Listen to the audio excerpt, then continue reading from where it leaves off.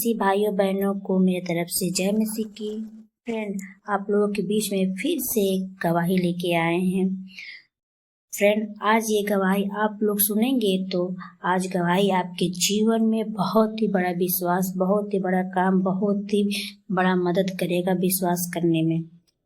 चलिए देर नहीं करते हैं, गवाही सुनते हैं।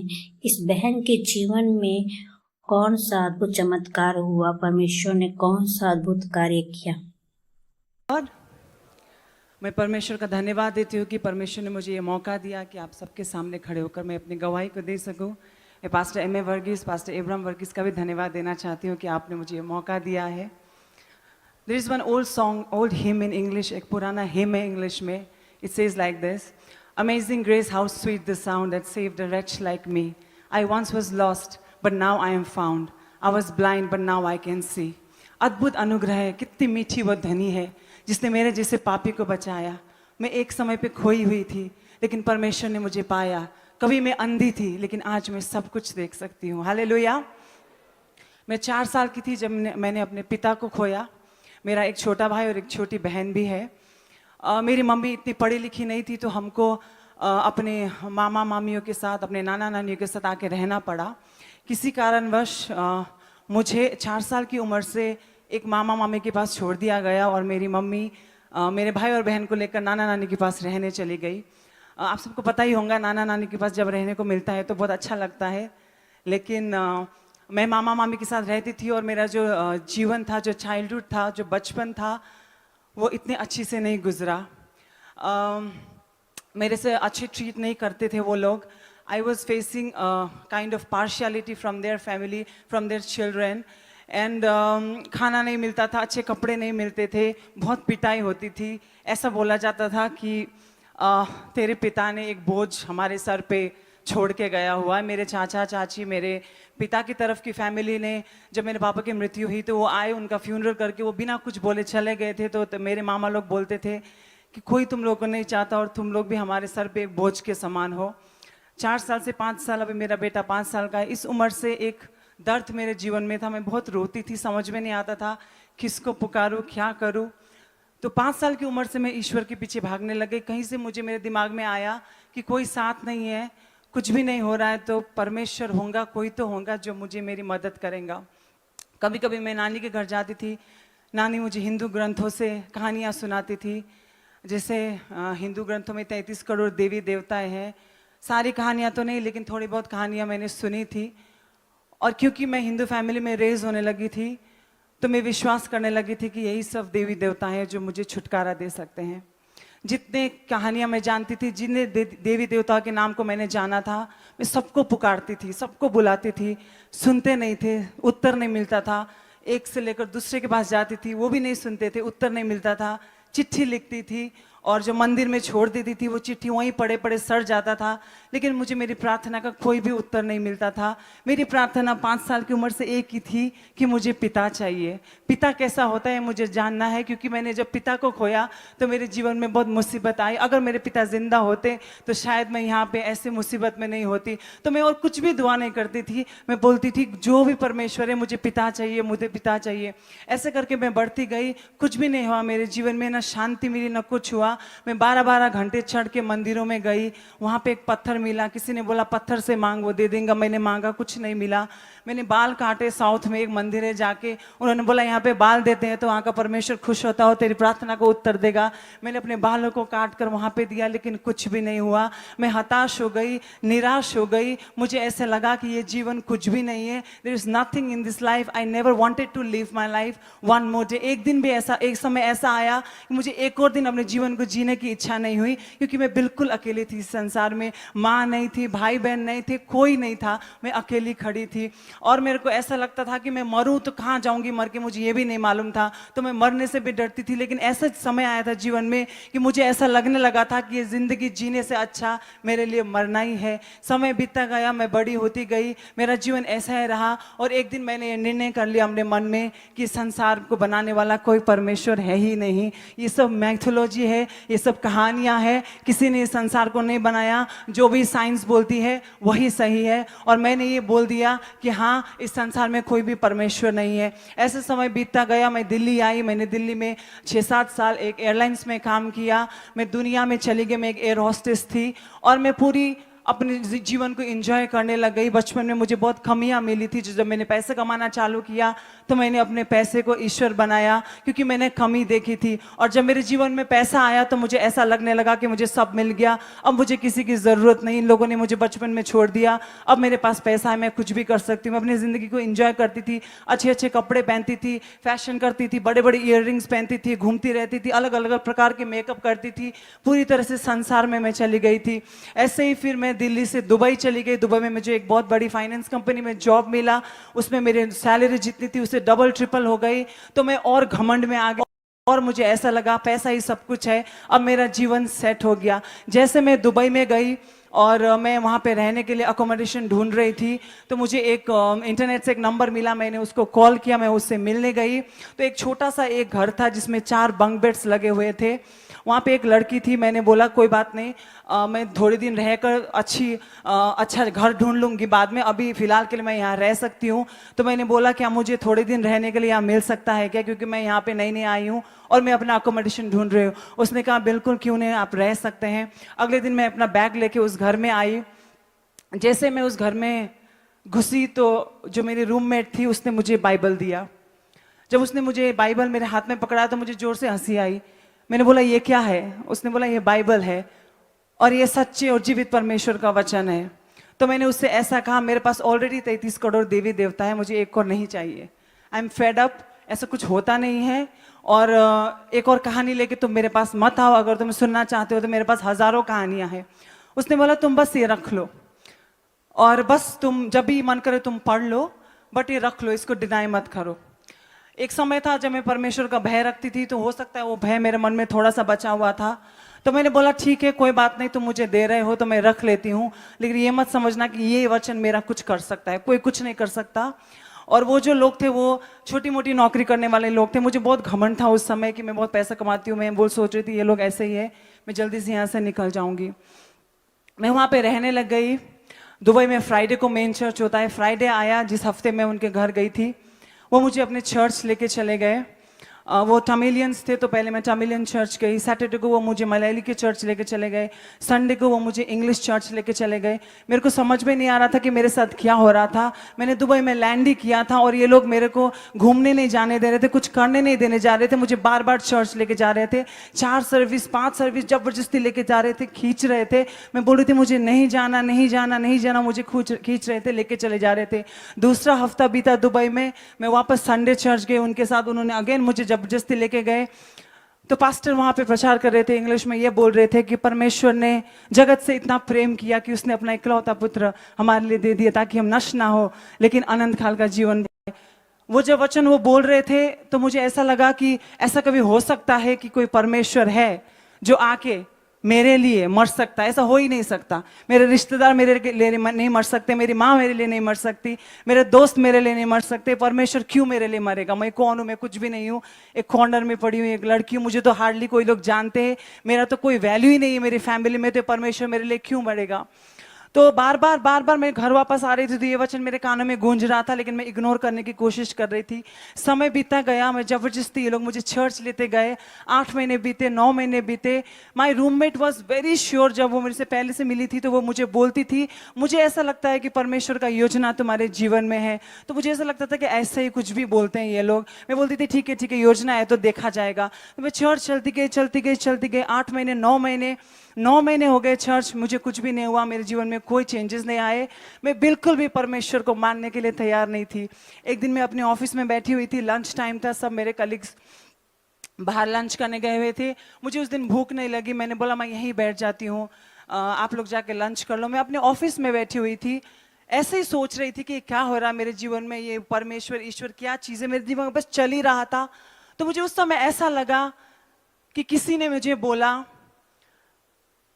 let the dead bury the dead, you follow me. I heard that voice very clearly. मुझे बाइबल का ABCD नहीं मालूम था, बाइबल के बिगिनिंग में क्या लिखा हुआ है, एंड में क्या लिखा, मुझे कुछ नहीं मालूम था। but that voice was so real. Then I just turned back and there was nothing. फिर मैंने आराम से बैठे, मैंने बोला कुछ भी नहीं है, ऐसे मैंने सुन लिया होगा. Again I heard that voice, let the dead bury the dead. You take up my cross and you follow me. Then I knew it was Jesus. Then I knew it was Jesus. I heard his voice. मैंने उनकी आवाज़ को सुना. जैसे दूसरी बार उन्होंने बोला तो मेरे को एकदम से लगा ये प्रभु है. मैंने फटाक से बाइबल खोला. मुझे पता भी नहीं था वो वर्ड्स है कि नहीं बाइबल में, ऐसा कुछ लिखा कि नहीं है. जैसे मैंने बाइबल खोला तो मत्ती की किताब 8:22 खुला और वहाँ पे ऐसा ही लिखा था, मरे हो को उनके मुर्दे को अपने आप ही गाड़ने दो, तू मेरे पीछे चल. जब मैंने देखा तो मेरे जीवन में ऐसा लगा कि एक जादू हो गया. ऐसा कभी हुआ नहीं था मेरे जीवन में, पहली बार हुआ था. मेरे एकदम से मेरे वो जो क्रूस था परमेश्वर का, जिसको मैं देखना भी नहीं चाहती थी, वो मेरे लिए सत्य हो गया था. परमेश्वर का लहू अचानक से मेरे लिए कीमती हो गया था. और जो नाम प्रभु यीशु मसीह का जो मैं सुनना भी नहीं चाहती थी, मेरे लिए बहुत महत्वपूर्ण हो गया था. मुझे एकदम से रोना आया, पता नहीं क्यों रोना आया. मैंने अपने बॉस को एक मैसेज लिखा और मैंने बोला कि मुझे कुछ हो रहा है, मुझे अच्छा नहीं लग रहा, मैं घर जाना चाहती हूँ. हाफ डे लेकर मैं घर गई. मैंने अपने दरवाजे को बंद किया. मेरे सारे रूममेट्स अपने अपने ऑफिस में थे. I cried for 2 hours continue. मुझे बस रोना आ रहा था, मुझे समझ में नहीं आ रहा था. मैंने स्वर की तरफ अपने आंख को उठाया और मैंने प्रभु से बोला, इसका मतलब ये है प्रभु कि तू मुझे जानता है, तू मेरे नाम को जानता है. मैं भूली हुई नहीं हूं, मैं छोड़ी हुई नहीं हूं, मैं परमेश्वर की बेटी हूं. तू मेरे लिए मारा गया, आज मैंने ये जाना और मैंने ये भी जाना कि तूने अपने हाथों में मुझे खोद के रखा है. What else do I want? मुझे और कुछ नहीं चाहिए था. वो मोमेंट ऐसा था कि वहां पे परमेश्वर की आत्मा थी और वो मैं थी. मैंने आज तक ऐसे कोई मिरेकल्स जीवन में देखे नहीं थे. कोई भी इंसान ने आके मुझे इतने प्रेम से कुछ बोला नहीं था, लेकिन वो ऐसा अनुभव था जो मैं कभी जिंदगी में भूल नहीं सकती थी कि परमेश्वर अपनी आत्मा को मेरे पास भेजा था और वो मेरे को कंफर्ट कर रहा था और बोल रहा था कि हाँ, मैं तेरा पिता हूँ. जिस पिता के लिए तूने इतने सालों से प्रार्थना की, वो और कोई नहीं, वो पिता मैं हूँ और आज से मैं तेरे साथ हूँ. हालेलुया. बाइबल ऐसा कहती है, मैंने तो तुझे ढूंढा नहीं, लेकिन तूने मुझे पा लिया. हालेलुया. मैंने परमेश्वर को नहीं ढूंढा, मैंने बहुत सारे देवी देवताओं को ढूंढा, लेकिन मैंने सच्चे परमेश्वर को कभी नहीं ढूंढा. लेकिन उस परमेश्वर ने मुझे ढूंढा और मुझे पाया. Hallelujah. Praise be to God. Hallelujah. समय बीता गया, मैं चर्च जाने लगी. मैंने अपने परिवार को फोन किया और मैंने उनको ऐसा बोला कि मैंने अपने जीवन प्रभु यीशु मसीह को दे दिया. जब मैंने ये उनको बोला तो मैं एक बहुत बड़ी मुसीबत में आ गई थी.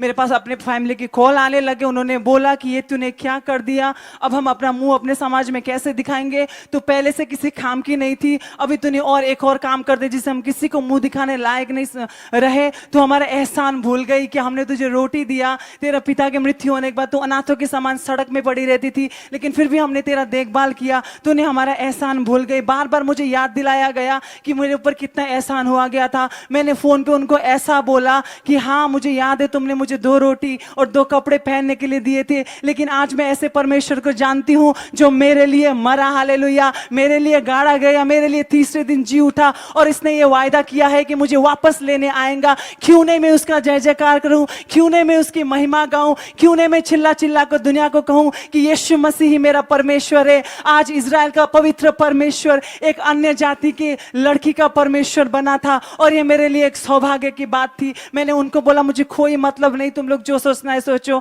मैं यीशु के पीछे जा रही हूँ. जब मैं बपतिस्मा लेने गई थी तो मेरे को हमारे चर्च में ऐसा होता था कि हमको बैप्टिज्म क्लासेस लेने पड़ते थे बैप्टिज्म लेने से पहले, लेकिन मेरे पास समय नहीं था. जैसे मैंने बोला, मैं ऑफिस में बैठी हुई थी और जब परमेश्वर ने मुझे छुआ तो उसी दिन मैंने अपने पास्टर को फोन करके बोला था कि मैं बैप्टिज्म लेना चाहती हूँ. पास्टर ने ऐसा बोला था, तुमको कुछ समझ में नहीं आएगा, कल तक तो तुम बोलती थी ये नहीं वो नहीं, आज जाके तुम बोलती हो बैप्टिज्म लेना है, तो पहले तुम बैप्टिज्म के क्लास अटेंड करो. मैंने बोला, नहीं प्रभु, नहीं पास्टर, आप ही ने मुझे बोला था कि जब परमेश्वर तुमको छुएगा तो कुछ होगा. आज मैं आपको बोल रही हूँ, मुझे कुछ हुआ है, मैं एक्सप्लेन नहीं कर सकती और आज आप मुझे रोक रहे बैप्टिज्म लेने के लिए. पास्टर ने बोला, कोई बात नहीं, कल मैं तुमसे बात करता हूँ. नेक्स्ट दिन फ्राइडे था. फ्राइडे को हमारे चर्च में बैप्टिज्म होते थे.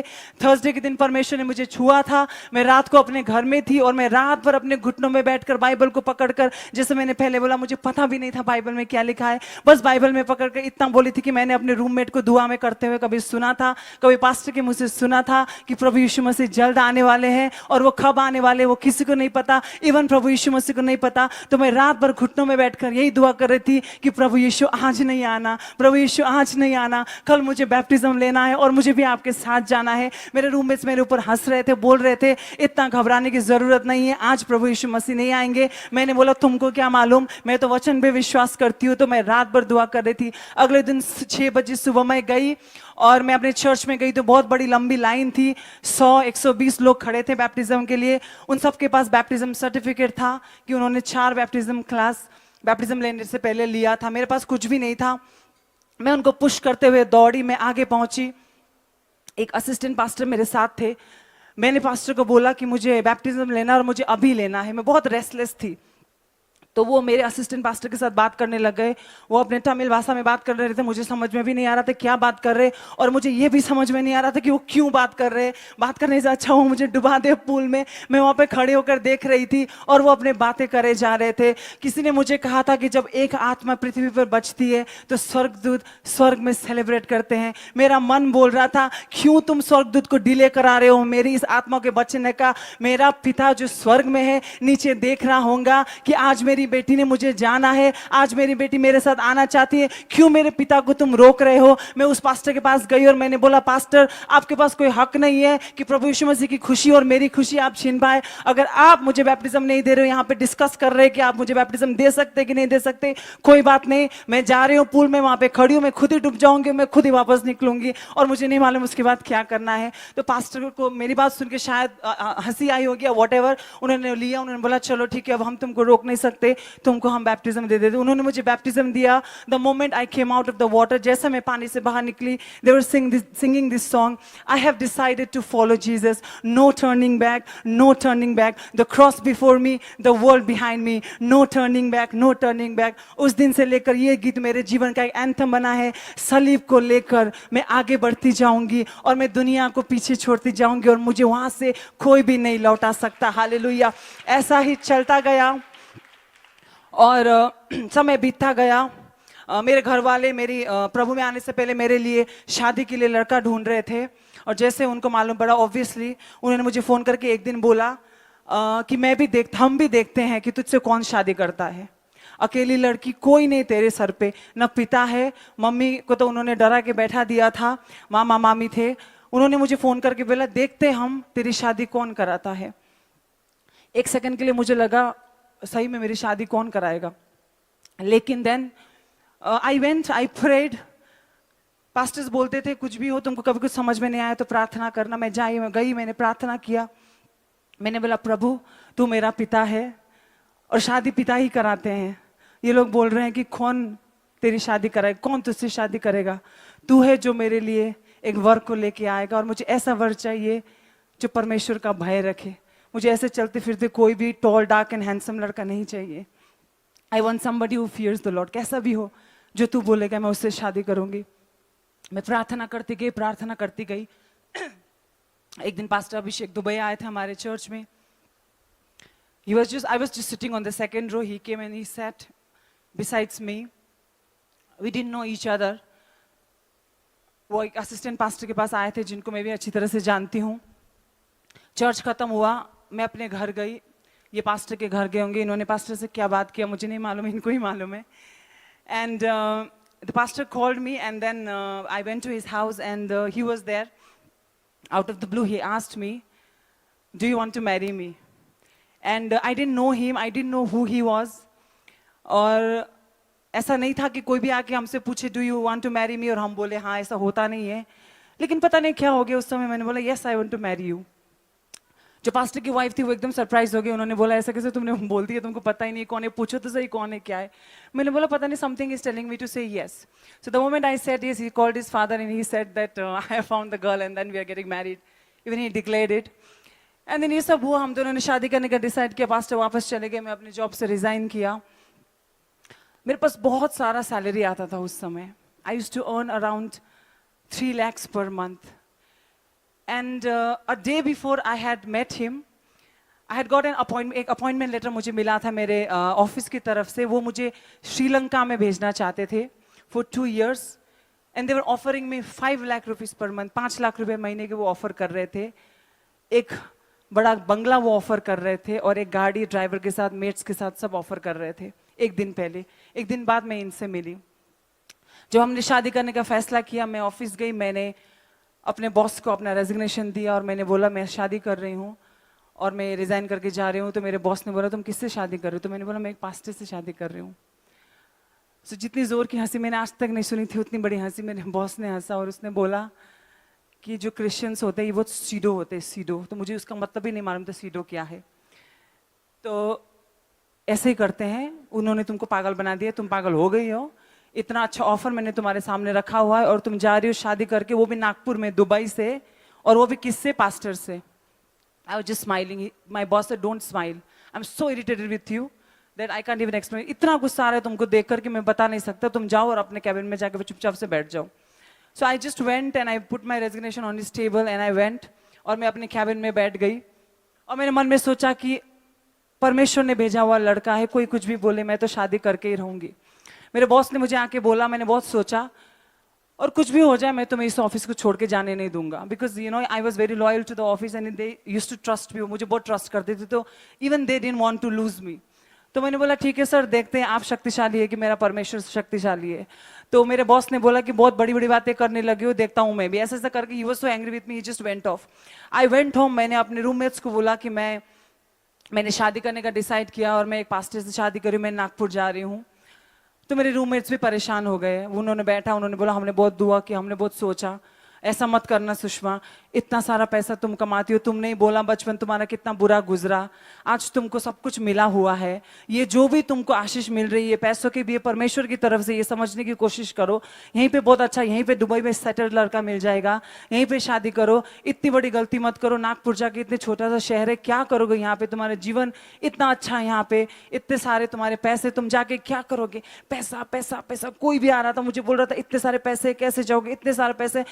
सुन सुन के मैंने गई, मैंने दुआ किया, परमेश्वर ये क्या हो रहा है, समझ में नहीं आ रहा है। परमेश्वर ने मुझे उस समय अपने वचन से बात की और ऐसा बोला कि मेरा अनुग्रह तेरे लिए काफी है। तुझे पैसों की जरूरत नहीं है, तुझे किसी की जरूरत नहीं है। तूने दुआ किया कि एक मेरे से भय खाने वाला लड़का मुझे दे दे, मैंने भेजा। किसी की मत सुन। Do not even bother that they are Christians, क्योंकि I used to think in my heart, Christians मुझे बोल रहे हैं तो शायद हो सकता है परमेश्वर की तरफ से बोल रहे होंगे। I said okay Lord, whatever they say I am not going to listen, I am going to listen to you and I am going to go to Nagpur and get married to a pastor. I came, I got married to him and I can say today, आज मैं ये बोल सकती हूँ कि मुझे ऐसा लगता है कि I am the most blessed woman on this earth. एक बहुत बड़े सौभाग्य की बात है पास्टर की वाइफ होना। It's not a small thing, it's a big deal. और मैं एक कॉर्नर में एक रिजेक्टेड लड़की, लोनली लड़की जिसका कोई में ही नहीं था, परमेश्वर ने मुझे बचाया तो बचाया, और बचाने से ज्यादा उसने मुझे अपने दास से शादी करा के मुझे एक ऐसे स्थान पे रखा कि मेरे दिल से उसके लिए धन्यवाद के अलावा और कुछ नहीं निकल सकता। समय बीतता गया, मैंने कंसीव किया। And when I conceived, we were so happy. We thanked God. We said prayers to God. We praised Him. और 2 महीने बाद जब हम डॉक्टर के पास गए तो डॉक्टर ने ऐसा कहा कि तुम्हारे गर्भ में जो बच्चा है वो जिंदा नहीं है. He doesn't have a heartbeat. He's dead. So you have to remove it. I couldn't believe it. ऐसा हो सकता है मेरे साथ. हम घर आए. Pastor Abhishek is a very strong and anointed man of God. उनको जिंदगी में कितनी भी परेशानी है उनको हिला नहीं सकती, मैंने ऐसा देखा हुआ है. बट मैं थोड़ी सी कमजोर थी उस समय, तो मैं कमरा बंद करके मैं रोने लग गई जोर जोर से. मेरे साथ ऐसा नहीं हो सकता, ये बच्चा नहीं जा सकता, ये बच्चा आपकी तरफ से गिफ्ट. मैंने बहुत दुआ किया, बहुत दुआ किया, बहुत दुआ किया. दुआ के बाद 1 हफ्ते बाद हम वापस डॉक्टर के पास गए. डॉक्टर ने वापस सोनोग्राफी लिया. डॉक्टर ने बोला I am sorry Sushma, your baby is dead, we have to remove it. अगर तुमने आज इसको नहीं हटाया तो वो जहर फैल जाएगा, तुम भी मर जाओगे. सो आज के आज ही तुमको ये निकाल के फेंकना पड़ेगा. हम गए हॉस्पिटल, हमने सब किया काम जो भी डॉक्टर ने बोला था. हम घर आए, मुझे ऐसा लगा था मैं टूट जाऊंगी, खत्म हो जाऊंगी, बहुत दिन में दुख में रहूंगी. हम आए, पास्टर अभिषेक के कमरे में गए, मैं दूसरे कमरे में गई. हम परमेश्वर की आराधना करने लगे। बाइबल में ऐसा लिखा है, जब दाऊद ने अपने बच्चे को खोया था, जब तक वो बच्चा बीमार था, दाऊद दुआ करता रहता था। लेकिन जिस दिन वो बच्चा मरा, दाऊद अपने आप को नहलाया, अच्छे कपड़े पहने और घुटनों में आकर परमेश्वर की आराधना करने लग गया। उसी प्रकार से मुझे उस वचन को परमेश्वर ने याद दिलाया और मैं अपने घुटनों में आके परमेश्वर की जय जयकार करने लगी। शैतान आया मेरे कान में, बोला, देख तेरे परमेश्वर ने क्या किया, देख तेरे परमेश्वर ने क्या किया, तेरा गर्भ तो कमजोर है, तू कुछ नहीं कर सकती। और डॉक्टर ने ऐसा भी बोला था कि हो सकता है दूसरा बच्चा अगर तुम कंसीव करो तो वो नॉर्मल नहीं पैदा हो, कुछ भी कमियां हो सकती हैं। बार बार शैतान मेरे कान पे आकर बोलता था, कैसे तू दूसरे बच्चे के बारे में सोच भी सकती है कि क्या होगा अगर वो नॉर्मल नहीं होगा, कैसा होगा। ऐसा होता रहता था। लेकिन परमेश्वर मुझे अपने वचन से बात करता था, मेरी योजना तेरे को चोट पहुंचाने के लिए नहीं है, लेकिन तेरे के लिए आशा देने के लिए, तेरे लिए उज्जवल भविष्य देने के लिए। मैं अपने वचन पे, अपने परमेश्वर के वचन पे विश्वास करती गई, प्रार्थना करती गई। मैंने दोबारा कंसीव किया और आज आप देख सकते हैं कि खुदा ने मुझे डबल पोर्शन दिया हुआ है। मेरा बच्चा सिर्फ 5 साल का है और स्कूल में फेवरेट है। कुछ भी होता है तो स्कूल में सबसे पहले इसको लेते हैं। कितने सारे गीत हैं जो ये गाता है, आप बिलीव नहीं कर सकते कि 5 साल का बच्चा इतने सारे गीत को गा सकता है। अगर मैं उसको कोई भी बाइबल वर्स पढ़ाऊं तो मुझे बस एक दिन लगता है उसको साम 23 सिखाने में, उसको साम 100 सिखाने में, कितने भी हो, बस एक दिन लगता है। कोई मेहनत नहीं करनी पड़ती। जब से पैदा हुआ आज तक मुझे उसको कुछ भी सिखाने की जरूरत नहीं पड़ी। मैं घुटने में आती थी, जब से मेरे पेट में था, मैं अपने पेट में हाथ रख के दुआ करती थी कि प्रभु ये तेरा बच्चा है, तूने दिया हुआ है, तेरे जैसा ही हो। और परमेश्वर ने मेरी प्रार्थनाओं का उत्तर दिया और आज मुझे इतना अच्छा बच्चा दिया। मैं अपने चर्च पे, अगर मैं अपनी गवाही बोलती जाऊं तो बहुत सारी, मैं एक आखिरी गवाही बोलना चाहती हूँ। मुझे परमेश्वर की आराधना करने का बहुत शौक था और मैं अपने चर्च में गई। मैं अपने क्वायर में ज्वाइन होना चाहती थी। मेरी आवाज़ बहुत ही ख़राब है, दुनिया की सबसे आवाज़ ख़राब है। तो जब मैंने शुरुआत में क्वायर में ज्वाइन करके गाना गाना चालू किया तो क्वायर बहुत डिस्टर्ब होने लगा, गुस्सा होने लगा, क्या हो गया, ये कैसे एक इंसान आ गया हमारे गाने को बिगाड़ने के लिए। मैं पास्टर की वाइफ थी, वो मुझे कुछ बोल नहीं पाते थे, लेकिन उनके चेहरे से लगता था कि वो कितने गुस्से में हैं। फिर भी मेरे मन में परमेश्वर ने एक डिज़ायर डाला था। मैं जाती थी, गाती थी। पहला दिन माइक ठीक था, सेकेंड संडे थोड़ा सा कम कर दिया, थर्ड संडे थोड़ा सा कम कर दिया, फोर्थ संडे से उन्होंने मेरा माइक ही बंद कर दिया। मैं बंद माइक में गाती थी, मुझे पता भी नहीं पड़ता था। मैं गाती रही। एक दिन मुझे मालूम पड़ा इन्होंने मेरा माइक बंद कर दिया। मैं घर पे आई, मुझे बहुत बुरा लगा। मैं वापस गई, मैंने बोला मैं और क्या कर सकती हूँ, मैं सिर्फ प्रार्थना कर सकती हूँ। मैं घुटनों में गई, मैंने परमेश्वर को बोला, परमेश्वर, मैंने किसी खुदा के दास ने प्रचार करते हुए सुना था कि जो भी तेरे मन में इच्छा आती है परमेश्वर को करने के लिए, परमेश्वर खुद मन में डालता है। मेरे पास आवाज़ नहीं, मेरे पास कुछ भी नहीं, लेकिन जो इच्छा आराधना करने की मेरे मन में, वो तूने ही डाला है। ये जो आवाज़ है वो तेरी है, तू इसको ओन करता है, किसी को ओन, कोई और इसको ओन नहीं करता। मैं तेरी आराधना करना चाहती हूँ, ये मेरा डिज़ायर है, प्लीज़ लॉर्ड हेल्प मी। दुआ करती रही, रात भर रोती रही। अगले दिन मैं गई, मैंने पास्टर अभिषेक से बोला कि आज मैं खुद ही अपना माइक चेक करूंगी, क्योंकि मेरा माइक ऑफ कर देते हैं। उस समय पास्टर अभिषेक वर्शिप लीड करते थे। अब मैं पत्नी थी, ये मुझे ज़्यादा कुछ बोल नहीं सकते थे। उन्होंने बोला ठीक है, कोई बात नहीं। मैंने अपने माइक को खुद सेट किया, सिस्टम मिक्सर के पास मैं खुद खड़ी रही, क्योंकि मुझे डर था कि कोई आके वो बंद कर देगा। Then I started singing. After we sang, after we finished the worship, we went home and Pastor Abhishek said like this कि घमंड में नहीं उड़ना, इतना सोचना ही नहीं, लेकिन तुम्हारा आवाज़ आज बदला हुआ है। क्या किया तुमने जो तुम्हारी आवाज़ बदला? मैंने बोला कुछ नहीं किया, सिर्फ प्रार्थना किया। पर पास्टर अभिषेक ने बोला keep on praying, keep on praying, keep on praying and God is going to raise you, nobody else can, do not get discourage. कुछ भी हो, दुखी मत होना, प्रार्थना करते रहना और खुदा तुमको उठाएगा। चलता रहा, मैं प्रार्थना करती रही, अन्य भाषा में बोलती रही, मांगती रही। और आज मैं अपने चर्च में वर्शिप को लीड करती हूँ। और जो भी क्वायर था जो मेरे माइक को ऑफ करता था, आज वो मेरे पीछे खड़ा होता है। खुदा की महिमा हो। हम प्रार्थना करते हैं, खुदा से कुछ भी मांगते हैं और खुदा ने सचमुच में हमारे दिल को देखा है। तो जो भी प्रार्थना में हम मांगते हैं वो परमेश्वर हमको देता है। हालेलुया। जैसे मैंने पहले बोला, सबने मुझे छोड़ दिया था, मैं अकेली पड़ गई थी। रिश्तेदार चले गए थे, दोस्त चले गए थे, मेरे संसार में कोई नहीं था। आज भी कोई नहीं है। मेरा दोस्त बोले तो मेरा पति है और मेरा परमेश्वर है। लेकिन मैं बहुत खुश हूँ, क्योंकि एक मित्र है जो भाई से भी बहुत ज़्यादा घनिष्ठ है मेरे लिए, और मेरा प्रभु है। और मैं प्रभु के साथ बहुत खुश हूँ।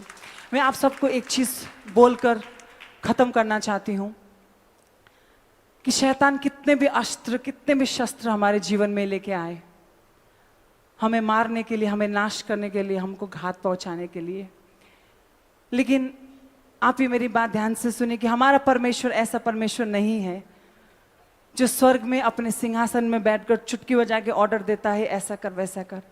हमारा परमेश्वर ऐसा परमेश्वर है जब अपने बच्चों को स्वर्ग से देखता है तो खुद उतर के आता है, हमारे अंदर बढ़ता है। और जब शैतान अपने उत्तम हथियार हमारे सामने फेंकता है तो परमेश्वर हमारे अंदर से शेरों के समान दहाड़ता है।